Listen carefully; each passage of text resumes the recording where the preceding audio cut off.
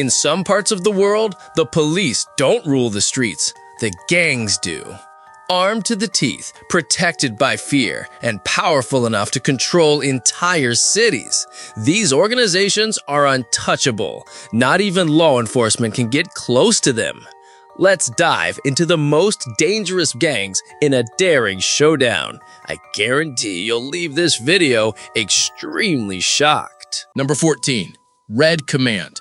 When gunfire erupts in Rio's favelas, residents know the Red Command is making a statement that reverberates far beyond Brazil's borders. Born in the late 1970s inside Cândido Mendes prison, this organization began as an alliance between political prisoners and common criminals, creating a hybrid ideology that combined revolutionary rhetoric with street-level brutality. What started as protection inside prison walls evolved into one of South America's most sophisticated criminal enterprises. The Red Command doesn't just sell drugs, they control entire communities through a mixture of terror and social services that confuses both residents and authorities. In many favelas, they provide security, resolve complex, and even organize community events, creating loyalty that makes police intelligence gathering nearly impossible. Their war with rival factions has turned parts of Rio into active combat zones, where armored police vehicles are standard equipment rather than special measures. The gang's influence extends throughout Brazil's prison system, where their leaders coordinate operations across state lines through a network of smuggled communications that authorities struggle to intercept. Number 13. 14K Triad. Hong Kong's skyline might shine with modern prosperity, but beneath the surface operates one of Asia's most powerful criminal empires. And the 14K Triad has turned organized crime into a multinational corporation that spans continents. Founded in the 1940s, this syndicate has grown into a massive network with over 20,000 members worldwide, making it one of the largest criminal organizations on the planet. Their operations stretch from traditional strongholds in Hong Kong and mainland China to major cities across Southeast Asia, Europe, and North America, creating a criminal infrastructure that rivals legitimate multinational businesses. What makes the 14K particularly dangerous is their evolution beyond street-level crime into sophisticated international operations involving drug trafficking, arms smuggling, counterfeiting, and money laundering on scales that affect global markets. Their leadership, including figures like Juan Kukoi, known as Broken Tooth, has modernized the organization by integrating traditional tryout structure with contemporary business practices and political connections that provide protection at the highest levels. The U.S. government's 2020 sanctions against key 14K figures revealed connections not just to criminal activity, but to influence operations tied to foreign governments, demonstrating how modern organized crime has become intertwined with international politics and espionage. Number 12. Aryan Brotherhood. Behind the walls of America's most secure prison operates a criminal organization so violent and disciplined that even correctional officers fear direct confrontation. And the Aryan Brotherhood is turning incarceration into criminal opportunity rather than punishment. Founded in the 1960s at San Quentin State Prison, this organization began as white inmates' response to racial tensions, but evolved into a sophisticated criminal enterprise that uses white supremacy ideology as organizational structure rather than core belief system. Their ability to coordinate complex criminal operations from within maximum security facilities demonstrates organizational capabilities that challenge fundamental assumptions about prison security and criminal justice. Despite representing less than 1% of the federal prison population, the Aryan Brotherhood is responsible for roughly 20% of prison murders, creating a reign of terror that extends far beyond their immediate membership through intimidation and strategic violence. Their operations include drug trafficking, money laundering, and contract killings that range from prison cells into communities across America, proving that physical incarceration cannot contain sophisticated networks. The Brotherhood's recruitment and discipline practices create lifetime commitments that make infiltration nearly impossible and defection virtually suicidal, ensuring organizational security that intelligence agencies struggle to penetrate. I have a question for you. First, I would like to say that it is possible to follow the greatest curiosities of our world every day. But to do so, you need to be subscribed to our channel. So, are you already subscribed? If not, take the opportunity to subscribe now. Also, take the opportunity to like the video so YouTube will recommend more videos from our channel. So leave your like right now. And now that you have done that, let's go! Number 11. Bario 18. Walking down the wrong street in El Salvador can be a death sentence, and Bario 18 controls which streets are wrong. This gang didn't start as the monster it became today. Originally formed in Los Angeles as the 18th Street Gang, it welcomed members from all ethnic backgrounds when other gangs practiced exclusion. This inclusive policy created massive numbers that translated into unprecedented street power. Deportation policies scattered these trained criminals across Central America, where weak governments and desperate poverty provided the perfect breeding ground for expansion. Unlike other gangs that focus on drugs, Bario 18 built their empire on territorial control and extortion, turning entire neighborhoods into their personal kingdoms. Police forces in Honduras and Guatemala openly admit there are zones they cannot enter without risking full-scale battles. The gang split into rival factions like the Sureños and Revolucionarios, creating internal wars that make the streets even more unpredictable and dangerous. Their control extends beyond civil criminal activity into shadow governance, where they collect taxes, resolve disputes, and punish infractions according to their own brutal code. Number 10. Los Zetas. Military training combined with criminal ambition created Mexico's most feared death machine. And Los Zetas redefined what organized crime could become when discipline meets brutality. Originally elite soldiers recruited by the Gulf Cartel in the late 1990s, these former special forces operatives brought professional military tactics to the drug trade, creating a new category of criminal organization that law enforcement was completely unprepared to handle. Their backgrounds in counterinsurgency and special operations translated into unprecedented levels of violence and territorial control that made traditional policing obsolete in their areas of influence. At their peak, Los Zetas controlled vast territories across northern and eastern Mexico through systematic terror campaigns that included mass kidnappings, public executions, and psychological warfare designed to paralyze opposition. Unlike traditional cartels focused solely on drug trafficking, Los Zetas diversified into oil theft, human trafficking, extortion, and any criminal enterprise that generated revenue, creating a comprehensive criminal ecosystem. Their military-style discipline and training created cells that operated with tactical precision, using advanced weaponry and communication systems that often surpassed local police capabilities. Number 9. MS-13. MS-13 transforms neighborhoods into war zones where even seasoned police officers refuse to patrol alone. Born in the streets of Los Angeles during the 1980s, this gang emerged from sad-warring immigrants seeking protection in hostile territory. However, deportation policies in the 1990s accidentally created a monster that would spread across borders like wildfire. When members returned to El Salvador and Honduras, they brought them a level of organization and brutality that overwhelms local authorities completely. Today, MS-13 operates as a transnational criminal empire with an estimated 70,000 members worldwide. Their signature maturity attacks and ritualistic violence serve as psychological warfare against anyone who dares cross them.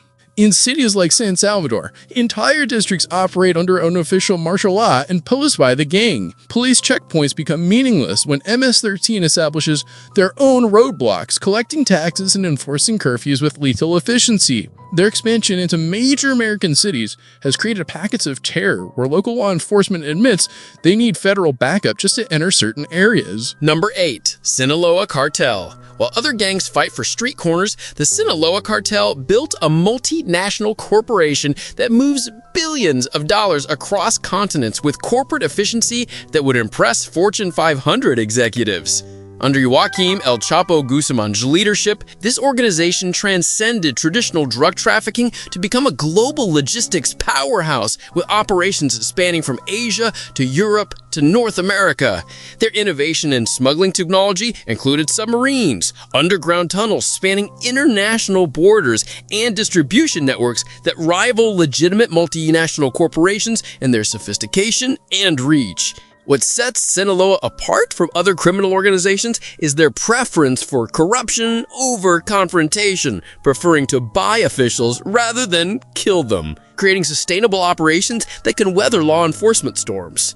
Even after El Chapo's final capture and imprisonment, the cartel's decentralized structure and deep institutional knowledge allowed seamless leadership transitions that barely disrupted operations. Their influence on global drug markets is so significant that their internal decisions affect street prices in cities thousands of miles away from their Mexican strongholds. Number 7. Jalisco New Generation Cartel. Emerging from chaos with the fury of a natural disaster, Jalisco New Generation Cartel has become Mexico's most violent and rapidly expanding criminal organization, forcing authorities to treat entire regions as active war zones. Founded around 2010 from the remnants of collapsed cartels, CJNG under Nemesio Tortorevada Elemencho has grown into a monster that combines old-school brutality with modern technology and business practices. Their expansion across Mexico has been so rapid and violent that local police forces simply cannot match their firepower, organization, or willingness to engage in prolonged conflicts with authorities. Unlike other cartels that avoid direct confrontation with government forces, CJNG actively hunts police and military personnel, creating an atmosphere of terror that extends far beyond their immediate territories. Their use of military-grade weapons, armored vehicles, and coordinated assault tactics has forced Mexican authorities to deploy army units in what amounts to domestic warfare rather than traditional law enforcement. The cartel's international expansion into drug markets across continents demonstrates ambitions that extend far beyond regional control, aiming for global dominance in synthetic drug production and distribution. Number 6. Russian Mafia Bratva. From the chaos of Soviet collapse emerged a criminal empire so vast and sophisticated that it operates like a parallel government across multiple continents. And the Russian Mafia Bratva has transformed organized crime into a global force that challenges traditional concepts of law enforcement. Born from the power vacuum following the USSR's dissolution, various Bratva groups filled governmental roles in many regions, creating criminal organizations with quasi-official status and resources that rival small nations. Their operations span arms trafficking, cybercrime, drug distribution, and political infiltration on scales that affect international relations and global security, making them as much a geopolitical concern as a criminal justice issue. What makes the Bratva particularly dangerous is their decentralized structure of criminal clans or brigades, each with autonomous operations but connected through councils of elite criminal authorities that coordinate major operations and resolve conflicts between groups. Their influence extends far beyond criminal activity into legitimate business, politics, and international finance, with some estimates suggesting they control hundreds of billions in global assets through complex networks of shell companies and corrupt officials. Number 5. Albanian Mafia. Across Europe's underworld, one criminal organization has quietly become so powerful that Italian prosecutors consider them more dangerous than the legendary 'Ndrangheta, and the Albanian Mafia operates through family-based clans that have revolutionized organized crime through discipline, secrecy, and brutal efficiency. Emerging from the chaos of post-communist Albania, these groups have established themselves as Europe's primary drug trafficking network, controlling the Balkan corridor that funnels heroin from Afghanistan and cocaine from South America into Western European markets worth billions annually. Their structure, based on traditional clan loyalties, creates organizations that are nearly impossible to infiltrate or turn, as members are bound by blood ties and cultural codes that make betrayal equivalent to family dishonor, punishable by death. Unlike other criminal organizations that operate through intimidation and public displays of power, Albanian groups maintain low profiles while building extensive networks that span from source countries to consumer markets, creating supply chains that law enforcement struggles to trace or disrupt. Their expansion beyond drug trafficking into human trafficking, arms smuggling, and legitimate business investments has created criminal empires that blend seamlessly with legal economic activity across multiple European countries. Number 4. Mongiki.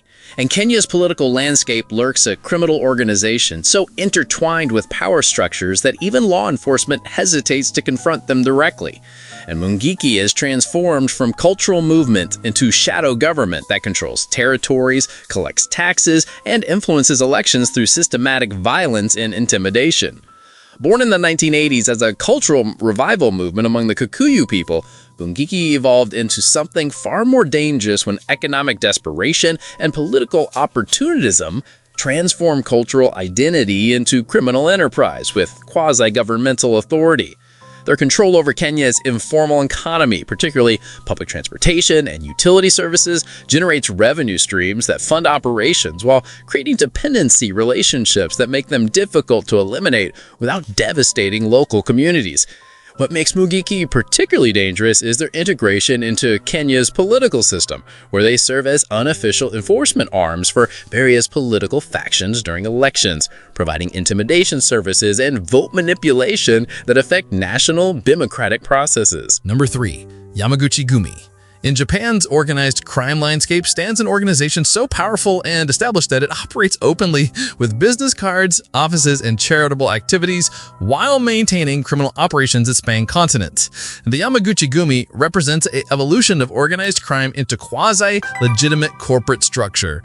Founded in 1915, the syndicate has grown into Japan's largest criminal organization, with tens of thousands of members operating through a corporate hierarchy that includes registered offices, published newsletters, and public relations campaigns designed to maintain social acceptance alongside criminal enterprise. Their operations extend far beyond traditional organized crime into construction, finance, entertainment, and disaster relief, creating a parallel economy that generates billions while providing services that blur the lines between criminal organization and legitimate business entity.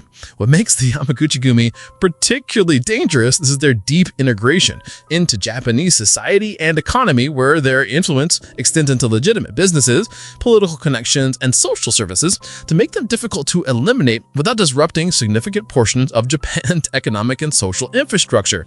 Their internal discipline and organizational structure create stability that allows long-term planning and international expansion, with documented operations across Southeast Asia and into North American markets that demonstrate sophisticated business capabilities alongside traditional criminal activities. Number 2. Comanchero MC. Across Australia's highways roars a criminal organization that has evolved from motorcycle enthusiasts into international drug trafficking syndicate. And the Comanchero Motorcycle Club has transformed outlaw biker culture into a sophisticated criminal enterprise that operates across continents while maintaining the rebellious image that provides recruitment appeal and operational cover. Founded in Sydney in 1968, the Comancheros have grown from local biker gang into Australia's most notorious outlaw motorcycle club, with chapters spanning Australia, New Zealand, Southeast Asia, and expansion into markets worldwide through drug trafficking, extortion, and violent territorial control. Their evolution under leaders like Alan Meehan, who fled Australia claiming a $3 million bounty on his head, demonstrates the international scope and serious nature of conflict within organized crime hierarchies that affect multiple countries and require international law enforcement cooperation. What makes the Comancheros particularly dangerous is their combination of traditional biker culture with modern criminal sophistication, using motorcycle club structure to provide legitimate cover for drug trafficking operations that move millions in narcotics while maintaining the brotherhood bonds that resist law enforcement infiltration. Number 1. Mongrel Mob. Walking through New Zealand streets, you might encounter members of a gang so established and visible that they wear their criminal identity like uniform while operating criminal enterprises that make law enforcement approach with extreme caution. And the Mongrel Mob has become an institution that challenges traditional concepts of criminal organization through open operation and cultural integration.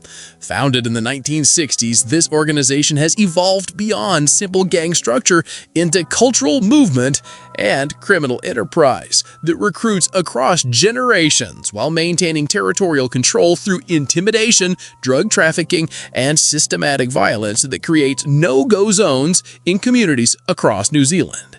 Their signature red patches and public visibility demonstrate confidence born from decades of operation without effective suppression, creating an organization that operates as openly as legitimate businesses while maintaining criminal activities that generate significant revenue and territorial control. What makes the Mongrel Mob particularly dangerous is their expansion and recruitment success, with membership growing and age demographics skewing younger, as economic conditions and social problems create recruitment pools of disaffected youth seeking identity and economic opportunity through gang affiliation. Their involvement in high-profile public events and sports gatherings demonstrates integration into New Zealand society that makes them more cultural phenomenon than hidden criminal organization, requiring law enforcement approaches that balance criminal justice with social and cultural considerations. Now I have a special recommendation for you. Are you seeing this video that is appearing on the screen? Click on it because I'm sure you'll like it. Well, that's it, and until next time, Curious One.